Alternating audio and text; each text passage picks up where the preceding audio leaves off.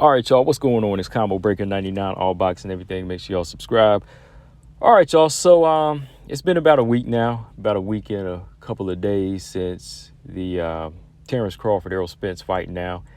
And a lot of people are still talking about it, of course. You know, they're talking about every different angle as far as the performance of both fighters, a little bit of politics behind the scene. Was Errol himself? Was Terrence Crawford more of himself or more? You know, just a lot of different things. You know, of course, casual fans or diehard fans, they all have something to say about the performance. Everybody's kind of making excuses here and there. But to me, what it comes down to is just, like I said before, it comes down to lifestyle. You know, it's all about living, eating, and breathing boxing. And whenever you're going into one of these big fights, you just have to be on your game. You know, it's all about, to me, if you want to be the best, it's all about being the best fighter and not trying to put on the best fight. Because, you know, when we say the best fight, that's judged on a different standard. You know, bloodthirsty fans and boxing fans, they all judge the best fight. They gauge the best fight by being a bloody war most of the times, right? But to be the best fighter, it comes down to technique, you know, pure skill, technique, determination, IQ, all of that. You know, being able to make adjustments on the fly, just being dominant. You know, that's how you be the best fighter and not just the guy that's known for putting on the best fights. And that's what it came down to for Terrence Bud Crawford. I mean, that's something I'm going to talk about in another video. But what I wanted to focus on in this one is the former champ now, the former 3-belt holder, Errol Spence Jr. And I do some videos like this I'll call Corner Talk. So I'm going to call this a Corner Talk video on my other channel when I talk MMA. But for this one, man, I just wanted to kind of give a respectful shout out, a respectful video and a shout out to Errol Spence Jr. You know, like I said, I'm a fan of both fighters, but I'm also a fan of the fight game. And, you know, to me, I'm just kind of looking down the middle. To me, I didn't really have a horse in this race. And when it came down to it, I gave Errol Spence the edge just because it was his division and he was the underdog. But I knew how this fight could have turned out as far as Bud being the winner. But I didn't think it was going to go down in this fashion. And I didn't think Errol Spence was going to go down in this fashion at all, you know. But to see him go in there and take this type of punishment and just keep on coming. And now the things, you know, as far as the aftermath, you go through that and the humility phase that you go through. I just wanted to say, you know, shout out to Errol Spence Jr. I'm not sure, like, what happens from here. But I got to give him respect. You know, I got to give him respect for a number of things. You know, number one, for being a warrior. You know, always wanting to fight the best fighters. You know, always acknowledging the best fighters and, you know, letting us know what he wants to do when it comes down to it. You know, he's always had that warrior heart. You know, that warrior heart to say, hey, I'm not afraid of anybody. I'm willing to put it all on the line to, you know, to get to the top. I'm not afraid to take on the best fighters. I don't take easy routes. Even in the ring that Saturday night, you know, he was able to go out on his shield because he had that warrior's heart. You know, he's going to keep on coming and keep trying to find a way. Even if he was outgunned, you know, he was still looking for a way. Even if he didn't have the tools, you know, he was still trying in there. And you got to give that guy a lot of respect for that. Another thing, he's a man of his word. He was a man of his word. He always wanted to fight Bud Crawford, and that's the fight he wanted. You know, maybe it kind of bit him in the backside in the long run, you know, whenever he didn't want to take on Keith Thurman, but he stood on his square on that. You know, he said, I don't want to fight Keith Thurman. I want to fight Bud Crawford. You know, that's what I want to do. You know, I'm a man of my word, and that's going to be my next fight. So I got to give him credit for that. You know, he did whatever he had to do to make the fight. He was able to satisfy the demands of Crawford, give him everything he wanted as well to, you know, just let everybody know again that he's a warrior. And hey, I said I would do it, and I'm not backing down, right? And another thing too, you know, just the way he came about as champion. You know, he didn't just settle for one belt, you know, along the way. He didn't let Crawford pick up the other belts. Of course, the majority of the belts and sanctioned bodies were on the PBC side, but he let us know that, hey, when I grab this belt, I want this belt, and then I'm taking yours. You know, he had that mindset to be the only champion in the division. It was always wanting to be undisputed and be the best fighter. So, you know, got to give him credit for winning all 3 belts from 3 champions. You know, that's also a good sign of a, you know, a definite potential Hall of Famer. So which goes into him fighting all the top guys. You know, he fought 3 champions. Um, Even during those long layoffs, car accident. And these aren't just like regular layoffs, like he was taking time off. I mean, when some freak accident would happen or some type of possible career-ending injury happened in sparring, he was able to come back and always say, I want to fight a former champion. I want to fight the top guys, So never backing down. That's another good sign of a true warrior. And the way Errol's always just been kind of that guy right there in the middle, not too high, not too low, just lets you know that, hey, that's the type of fighter that has no intention of ever turning his back on like anybody when it comes to a fight. He doesn't tuck his tail and run. He'll never back down from a fight. You look back at the Sean Porter fight. He fought Sean Porter's fight, went straight up, head up with him into the dog fight. Danny Garcia, he was taking on a puncher in that. Big welterweight, Dennis Ugas. And then again, Terrence Crawford. Terrence Crawford was like a monster in there that night. And Errol Spence didn't look like Errol Spence in there, but he never backed down. Still kept coming forward, taking some of the hardest punches we've ever seen him take, or some of the hardest punches Terrence Crawford has ever delivered, and he still kept on coming. The guy never backed down. I mean, again, sometimes that can cause damage in the long run, but you got to give a guy a lot of credit who is willing to go in there and go out on his shield. All right. So yeah, number one, those were like the little key points I wanted to say as far as giving him respect. The next part, I would say for Errol Spence from here is to rebuild. It's time to rebuild. Maybe not necessarily coming right back into the same fight, which I'll talk about in a minute. But as far as rebuild, I think he needs to rebuild mentally and spiritually. I think all of that goes together as part of being a fighter, even being spiritual, because it's going to tell you some of the reasons why you fight and whose hands you're putting it in. If you're putting it in God's hands, whether he wants you to fight or not, he's going to help you through that fire. He's going to help you through the anxiety, through the stress, of preparing for it, and he's also going to let you know if it's your time to stop fighting or not, which could be a time here. But he's also going to help you out with being humble and facing humility and preparing yourself in the right way. So I think for Errol Spence, he just needs to go back to the drawing board, rebuild mentally and spiritually outside of the ring, and, rebuild on why he wants to fight, why he wants to continue to fight, not necessarily just go back and beat up Terrence Crawford, but you have to have a purpose to it. I think, you have to have this type of purpose where it's not just pride that's leading you into the ring to get killed, but it has to be more than that, where you're saying, I want to do this for myself. Like, I didn't like the way I felt that night. Like, I didn't like the way my mind, body, and soul weren't connected. I don't like that feeling. So I want to see if I have that discipline to put it all together and just do this as far as like selflessness, where you just have that drive to make yourself better, as far as in the gym, feeling good, getting conditioned right, and seeing if you can go back in there and make the right changes, make the right adjustments in the fight, right? So you're not coming out the same way. Just in them different ways. I think that's a lot of stuff that he needs to just kind of do outside of the ring. I know everybody's talking about, oh, he needs to make this adjustment, make that adjustment. But first of all, you got to get your mind right.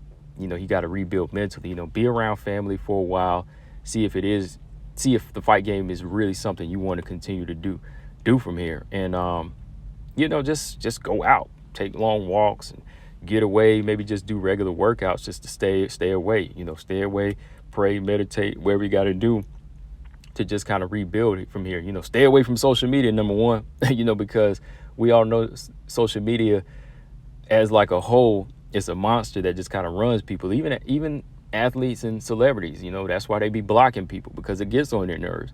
As much money as they have and as big as they feel like they are, you see how they be blocking people, right? So it gets on their nerves when they hear like little comments, or they see memes about them, and they're killing Errol right now with the memes. So I think staying away from social media is going to be a positive too, because that way you can rebuild mentally to say, I want to do this for myself, instead of saying, oh man, look how they got me looking with Crawford, I'm gonna make him look like that. It can't be about revenge. It has to be about redemption and like I said, rebuilding those other things besides just like your physical. That comes naturally, but you just have to be in the right mindset, and I think also part of rebuilding, you have to think maybe some of the things we complimented him for were some of the things that cost him the division too.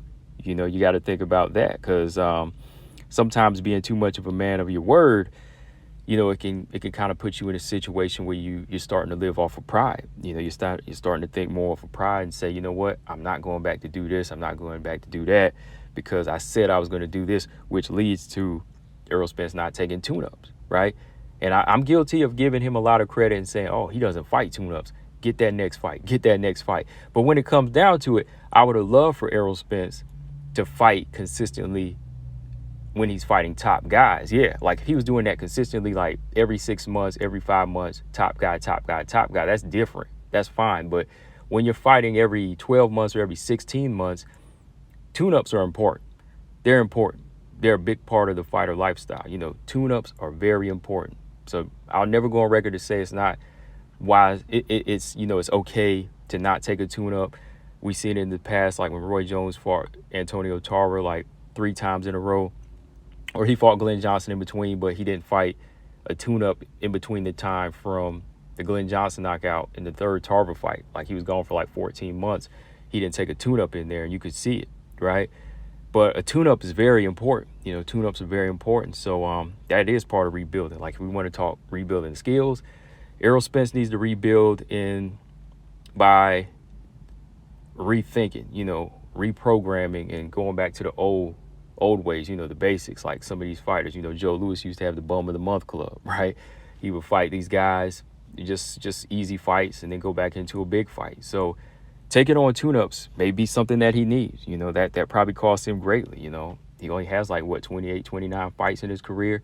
Maybe if he was having those tune-ups, he could have had the those moments to shake the ring rust off, work on different things, work on his timing, work on making the proper adjustments, because he could have fought like lower level boxers with, slick footwork that could have led into more of a Terrence Crawford fight.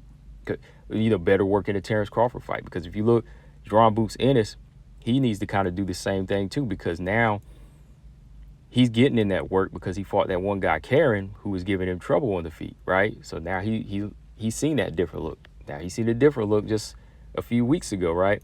So I think it's important Errol Spence, he starts taking tune-ups now, and tries to fight different looks that's gonna force him to make adjustments in there, right?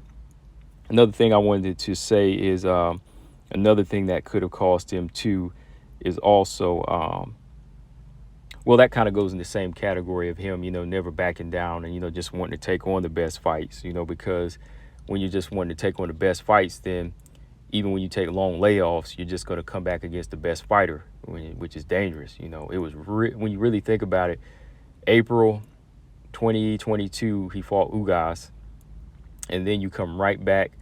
Well, no, you don't come right back, but you come back in June against a deadly opponent, and Terrence Crawford, a deadly opponent on a mission, So maybe, again, pride was in his way, and maybe it wasn't a good idea, because I did say it in a video too that it was a good idea that he stood on his square and didn't fight Keith Thurman, but probably should have. He probably should have fought Keith Thurman in between, just to kind of give him a different look with a slick boxer, somebody who uses his footwork, and somebody that can counterpunch, right? So even on me, I can admit I was wrong on that he needs to still take tune-up fights in that case, and he probably should have bit down and just say, okay, push the pride aside, I can fight Keith Thurman, and while he fights Avanesian or something like that, right? So yeah, just different things, like rebuild his way of thinking and mental, and just really try to refine that love on why he likes to fight, all right? And lifestyle, rebuilding, changing up the lifestyle a little bit. Terrence Crawford, he's a good example of somebody that is a student of the game, and he's a gym rat, similar to Floyd Mayweather. Because if you think about it, some of the things that Errol Spence has done could have been avoided, of course, like the drinking, the accident. Because if you're more committed to the fight game and being better as a fighter instead of just putting on the best fights, you will spend more time in the gym where You won't be there. You won't be near drinking buddies, and you won't be near bars or clubs or fast cars. You won't be like, oh, I can jump in this fast car. No, I'm not worried about that. I'm trying to learn how to fight more off the back foot. I got to work on, throwing these check right hooks off the back foot or something. I got to work on my timing, work on this fast, my twitch muscles and everything, different things like that. Stuff you see Terrence Crawford doing, just regular guy stuff. I think Errol Spence needs to start doing that. You ain't got to be like him, but, you want to be more so about your craft at this point. Of course, we're not saying Errol doesn't work on that, but we could definitely see there's a difference between lifestyles here, right? We could see one guy is really, he is boxing right now. He is boxing, not just the face, but he is boxing because everything he's doing is making him better and better each time. So lifestyle is a big thing. And last but not least, I'll say tools. Tools are very important. He's got to get back into the gym and start working on different things. Even if you got to add a different trainer in there that can, work on your defense, help you fight more defensively, different things like that. Like Floyd Mayweather, he had Big Floyd and Roger, rest in peace, to kind of help him work on different things as far as his arsenal, So building up your arsenal is definitely important in this division now. You got to have different tools. And I was one of the ones that said, okay, hasn't used many tools, and he hasn't had to because he's dependent on these for so long. But when you do that, the other tools get rust or you leave them at home, right? So you don't have the right tools for the right job, you're left high and dry. So more tools. He's got to sharpen up all those tools and bring in some more new tools, right? So yeah. And that's what I gotta say as far as rebuilding. But retiring or rematch, I think retirement, that is something he has to consider. And I would say it depends on what he looks like mentally, but also medically, as far as like how he checks out. Like, are the doctors going to clear him to fight? Is everything that's being said in these neurological videos that's been going around, is everything true? Because if it is true, I would say if he's showing early signs of dementia and so on, and he's been concussed badly, I'd say it's time to leave, right? So yeah, retirement only if all of that is true. If all of that is true and he's really, really damaged, and I've heard the difference in the way he talks from, now and before, like back in 2013, 2014, there is a difference, then maybe it would be time for retirement. But the rematch, I don't think that's something that needs to happen right away. I think Errol needs to take a slice of that humble pie, feast on that for a little bit. And by that, I mean take some tune-ups, take some time off, but take some tune-ups, maybe 2 to 3 fights. That's what guys in the UFC, they do sometime. Look at Robert Whittaker when he got knocked out by Israel Adesanya, went on a 3-fight win streak. Then he got his title shot. Same I think Errol needs to do. Some of these boxers, they need to humble themselves sometimes, take a little 3-fight process, get better, get good, and go from there. And if you look like ready for the part, then you do it. Because I think even if this was at 154, it would be similar outcomes. So I think move up to 154, take on a couple of fights, and then we'll consider the rematch, right? But from here, I think that's about all we can say for Errol Spence Jr. I think it's about respect. I give him a lot of respect. It's time to rebuild. Just try to redeem himself and build himself back up and consider retirement or rematch. That's really what it comes down to from here, guys. But yeah, that's all I got on this one. I just wanted to do a little Errol Spence segment. I'm gonna come back with the Terrence Bud Crawford one as well, discussing what he was able to do and his whole psyche as a fighter. I want to delve into that. But yeah, guys, let me know in the comment section what y'all think Errol needs to do from here. I think those are some of the things I'd say he needs to cover. But as a guy who's been watching his career for this long, fight fan that's been watching his career for this long, I feel it was due to, just give him his respect, especially with the way he went out and what he was bringing to the table, and then the fashion that he went out. But yeah, guys, that's all I got on this one. Make sure y'all subscribe, hit that like button, and throw a comment in the comment section if y'all like. I like talking to y'all boxing fans. Make sure y'all subscribe. I'm out. Peace.